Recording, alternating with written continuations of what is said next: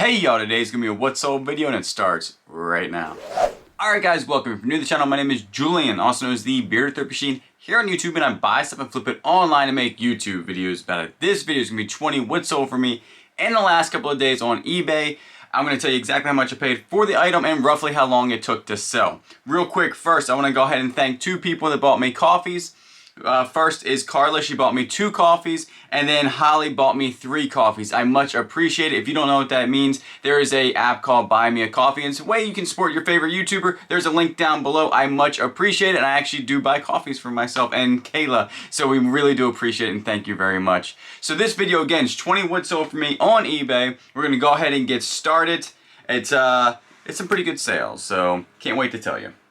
Alright, the first one right here is going to be a Mizuno 33 to MP33 forged single iron. Has a tempered gold S300 shaft, so that means it's a stiff shaft, and that went for $45, and the buyer did pay shipping. That sold within a week, and I picked it up for $3 at the Goodwill. These lot of 2 Sherrod US pocket knives. If you watch my channel for a little bit, you saw me pick these knives up probably about a month ago now at a yard sale.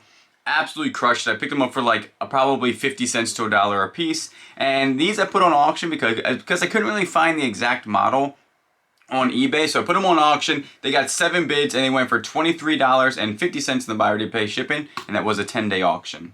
These New Balance 992s made in the United States. These were a little bit different because they, instead of saying USA on the back, they said Finish Line.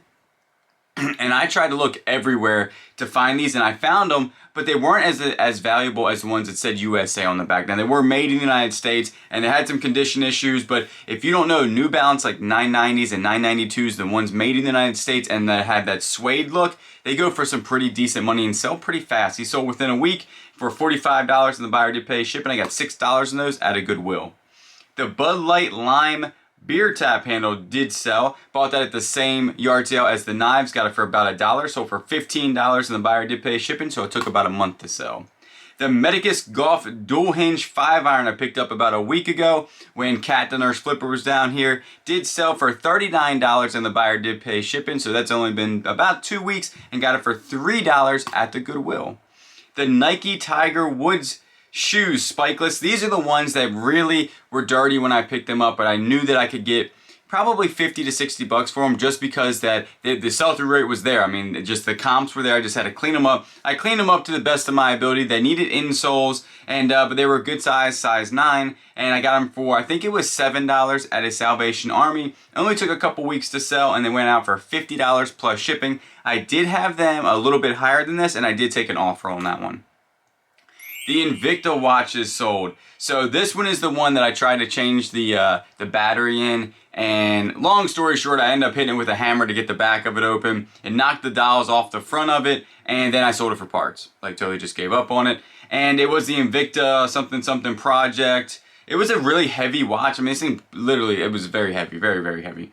And as you can tell, it says parts and repair. And that's the number on the back was a 1570, but it sold for $52, and the buyer did pay shipping on this. It got 11 bids. So if you were to buy these watches, you know, on the cheap at a yard sale, they sell still pretty good because I'm sold out of Invicta watches. On that, I did a whole video on that, how I didn't know exactly what I was doing. I did make about $50 in the profit on those watches. So I bought a little bit too high, but still came out with 50 bucks. Here's another Invicta watches. This was the least expensive of them all, and this was the Invicta watch, stainless steel, black dial strap. The number right there was 6854 and went out for $34. The buyer did pay shipping. I put that up on auction too, so it was 10 days, and sold, had 2 bids, so not bad. This vintage Limco swivel anvil vise. This is a smaller vise. This did fit in a medium flat rate box. When I ship out heavy things like dumbbells, stuff like this, I mean, this thing probably weighed 20 pounds,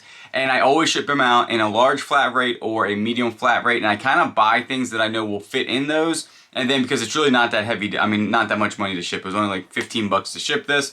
I bought this for $10 probably 4 months ago at a yard sale. Thought it was going to be worth more money because it was a swivel vise and it had the anvil on the back, and that usually means they're going to be worth a little bit more. Not so much in this case, so it only sold for $25 plus shipping, but I made 10 bucks on it. The Game Bucknell Running Track and Field Apparel Snapback. New with tags, did go for $15.99. The buyer did pay shipping. Picked this up a really long time ago, probably more than 8 months, and I picked it up for 99 cents at a Goodwill. The vintage 90s Columbia men's Bugaboo. Now, I don't know anything about, clothing is still a mystery to me on like styles and everything. But on these Columbia, if you flip up that back collar, it usually will say like what it is back there. And this one said Bugaboo. That's how I put that on there. And went for $15 and the buyer to pay shipping, $4 in that at a Goodwill probably 6 months ago. The vintage Boston Model 19 electric pencil sharpener. Finally sold. I've had this thing probably close to a year. And so for $12.20 and the buyer did pay shipping on that. $3 at a Goodwill, again, a year ago. Snap-on Tools, again, a really good brand to look out for, especially when it comes to sockets. I sell a ton of their sockets, and they actually sell a little bit faster than wrenches for me, or these impact sockets, or the very small sockets. This one right here was a 29mm 6-point impact, weighed 1 pound 3 ounces, so went in a padded flat rate, and it did sell for $25, and the buyer did pay shipping. It only took about 3 weeks to sell on this, and I have probably about 50 cents into that socket. The vintage crayon sold.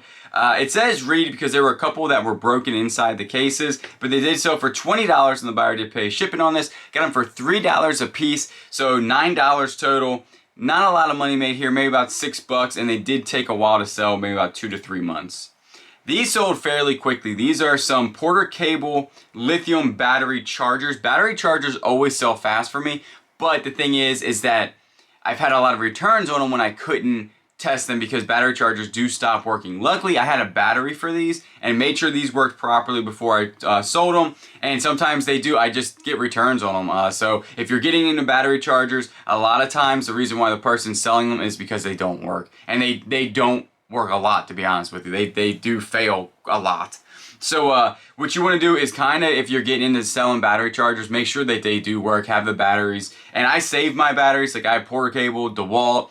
I have a whole bunch array of batteries that I have that are good batteries that then I'll sell the chargers, and then when I pick up another charger, I just charge it with that the battery. So it's not that bad. I just have a whole bunch of batteries sitting at the house, but these sold for $24 and the buyer did pay shipping on these. I have about only $1 into that and sold in about 2 weeks. Mountain Khaki Slim Fit Pants. All right, I got these for $1 a piece at a yard sale. About a month ago now. They were a smaller size, 33, 32, but Mountain Khaki is a pretty good brand to look out for. I think when it comes to their jackets, but the pants sold pretty good too. I got them, again, only $2 into them, $31, and the buyer did pay shipping on that, so that's really not that bad. The vintage Fenwick fiberglass rod, the FS65. It says read 3 times here because I really wanted the people to go down there and read the description. This said that it was supposed to be like a 6.5 foot rod. It only measured 6 feet. I don't really know what was going on for it, but the tip on the rod, the front eye was actually broken off and had another one on there. Don't know if it was original, and people that do with Fenwick fiberglass rods or fly rods, very particular a lot of times about if everything's original on the rod. This rod in good condition or not without a flaw goes for over $100 easy because it did have all these flaws and it was worn. The cork was worn on it. This all is going to depreciate rods very fast. So $25 plus shipping. I only had $2 into that, so I still made $20, which is good. But always remember when you're dealing with fishing rods that the condition is a really big thing when it comes to that and to the sales price. All right, this one right here. Wilson Staff weight port Dynapower. Now, I have a whole bunch of these weight ports and they don't really go for a whole bunch of money. These were special. It was a 2-through pitching wedge, so it was like almost a full set, just missing the 1 iron. And it was a stiff flex, which is good. And then it was a left-handed set, which was even better, but it did need grips. I picked this up with some other golf clubs at a yard sale about 2 weeks ago, but I put these on bid, so this only took 10 days to sell. But I put it on bid because I have a whole bunch that aren't selling. So I was like, you know what? I'm going to start these low. I think I started them at $20 just to get my money back. And I was really surprised how far up they went. I thought I was going to get 20 to 25 bucks for them. They went to $51 and the buyer did pay shipping. 4 bids on that one, 10 days. Super happy with that sale. A vintage trolling rod, the Varmac RS3 seat with the AFCO rollers, custom built. If you wanted to know what all that stuff meant, I just did a video on kind of fishing rods in the day in the life of me. I'll link it down below, and it kind of goes over this fishing rod in particular. This thing sold within 6 hours. Same as the other Fenwick. I didn't say that. The Fenwick sold also within 6 hours of me listing it. And I have about $2 into that, and so for $40 plus shipping. The vintage Redhead hunting brush upland heavy duty canvas pants. If you were watching my videos a little bit ago, you saw me at a yard sale pick up a whole bunch of hunting gear for like 20 bucks or $25. This was in there, the first thing that sold, and sold within about a day, and it sold for $20 plus shipping on that. I have about $1 into it, so a really good sale there. So right there, that is 20 what sold for me in the last couple of days. I do these videos so you can go there, find some of these items, flip them for yourself, and make some money. I do appreciate everybody that watches. If you're not subscribed, always consider to subscribe, comment down below, like the video, and you know I will always get you on the next one.